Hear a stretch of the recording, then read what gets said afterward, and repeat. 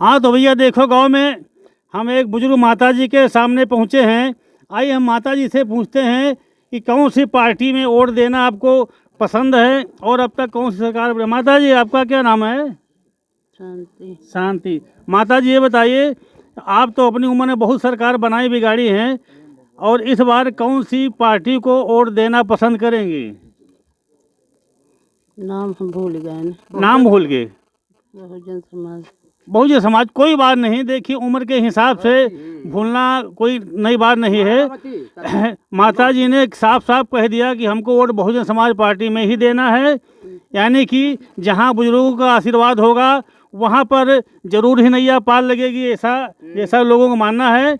आइए चलिए हम देखते हैं, और हमारे बीच में अगर कोई मतदाता मिलेगा तो उससे भी पूछेंगे क्या रुझान है उसका। राजधानी लखनऊ के विधानसभा बक्सीताल के धोबैला गांव में, नंबरी का कौन सा है? धोबैला है। हमारे बीच में इस गांव पंचायत के प्रधान जी मौजूद हैं। आइए प्रधान जी से मालूम करते हैं कि चुनावी सरगर्मी चल रही है, और आपके मतदाताओं का और आप गांव पंचायत के और जो लोग हैं उनका रुझान किस पार्टी की तरफ से है। प्रधान जी आपका क्या नाम है?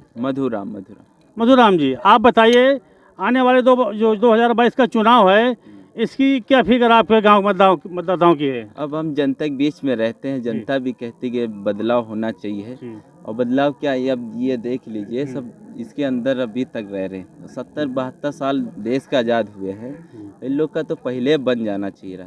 तो हम भी सोचे कोई ऐसी सरकार आए जो इन लोग की भी सुने, इनका काम।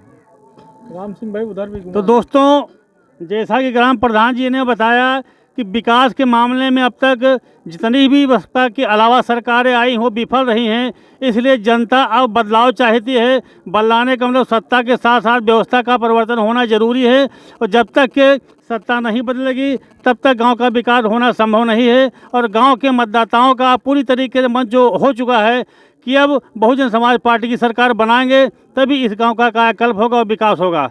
हमारे बीच में इसी क्षेत्र के जिला पंचायत सदस्य भाई गोविंद पाल जी मौजूद हैं। आइए हम आपसे जानकारी चाहते हैं कि आप किस प्रकार का परिवर्तन चाहते हैं। सर गोविंद पाल जी। भाई देश को आज़ाद हुए 70 साल हो गए जी। अब देख रहे हैं जो इस क्षेत्र को चाहिए जो व्यवस्थाएं जी, नाली खड़ंजा, अब देख रहे हैं क्या हालत है हमारे क्षेत्र की। भाई आइए जरा हम घर भी दिखाते हैं दिखा दीजिए। किस प्रकार के, जैसा कि जिला पंचायत सदस्य और यहाँ के लोग बता रहे हैं।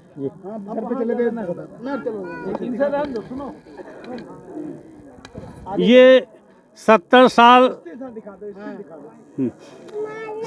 साल के बाद भी आज़ादी के ये हाल हैं कि ये गरीब परिवार है, निषाद परिवार मछुआरा समाज में आता है।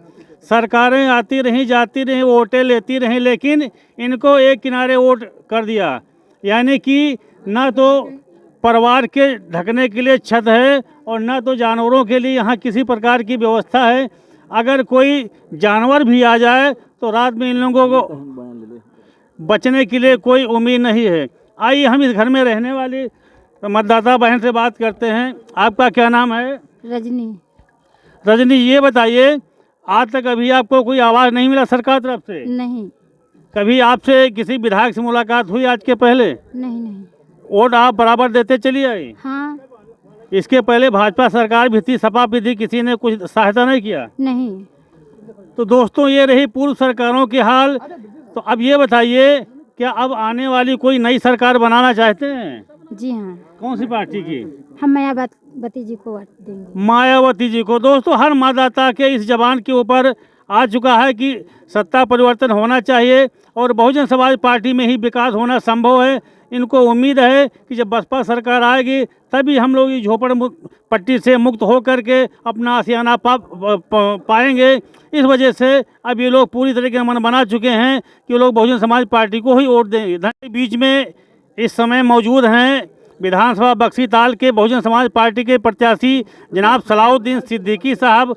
वो इस गांव में मतदाताओं से वोट की अपील करने आए हैं, और इस जर्जर स्थिति को देख करके देखिए क्या बात करते हैं इन मतदाताओं के लिए। सर, आज इस गांव में मौजूद हैं और 70 साल के बाद गांव की जो परिस्थितियां हैं आप पूरी तरीके से रूबरू हो रहे हैं, और इस झोपड़ के अंदर जो परिवार रह रहा है, इस संबंध में आपका क्या विचार? अगर आप विधायक बनते हैं, आपको सरकार इतनी पावर देती, कुछ कर सकते हैं, तो उस संबंध में आप क्या मदद करना चाहेंगे? मैं इस गांव में इधर पहली बार आया और पहली बार मुझे यहाँ से चुनाव लड़ने का मौका भी मिला है।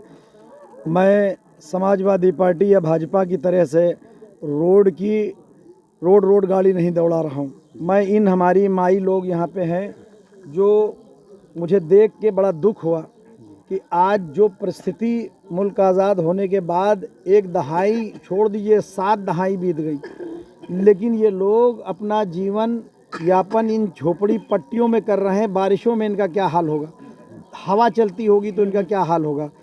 मैंने चूँकि बहुजन समाज पार्टी हमेशा दबे कुचले गरीब लोगों के लिए काम करती है, यहाँ से ये चुनाव बहुजन समाज पार्टी जीतने जा रही है।